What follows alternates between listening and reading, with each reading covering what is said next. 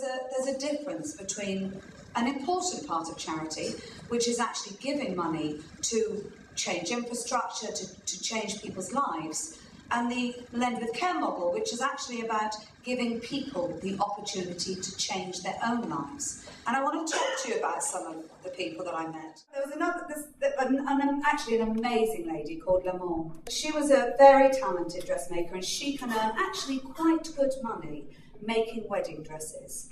But what she decided to do was to borrow some money to set a school for seamstresses up. And we went through the whole thing, and she was explaining to me that she can take on about 5 seamstresses at a time, and they pay her about $12 a month. And so therefore she can earn, her $60 or between $60, $70 a month when it all adds up.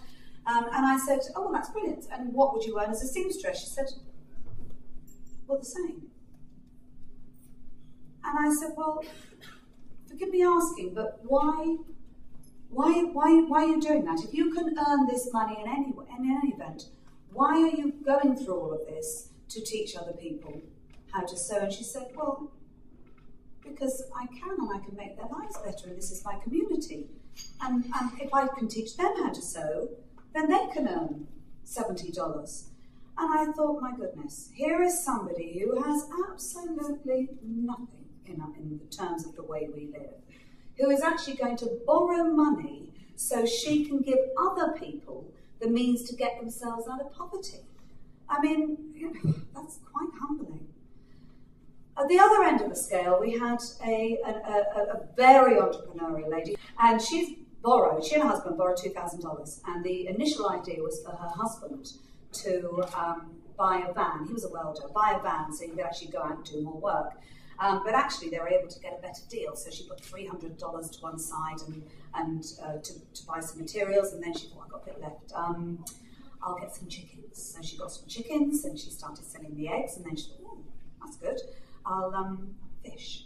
I'll dig myself a pond out and I'll get fish. And actually, when we saw it, this pond was like a lake, absolutely full of fish. And so she's now selling eggs, and she's selling fish, and she's now planted up all her plants around, and she's doing mangoes. And I mean, this to me, she was the entrepreneur. She really was an entrepreneur.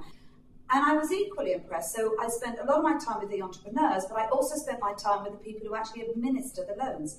And they're not business people, they're farmers, they're people who know the communities, and they know the people that they're talking to, and they know the good ones, they know the bad ones, they know the ones who are actually spending the money on the things they said they were going to spend their money on, they know the ones who are spinning them a yarn.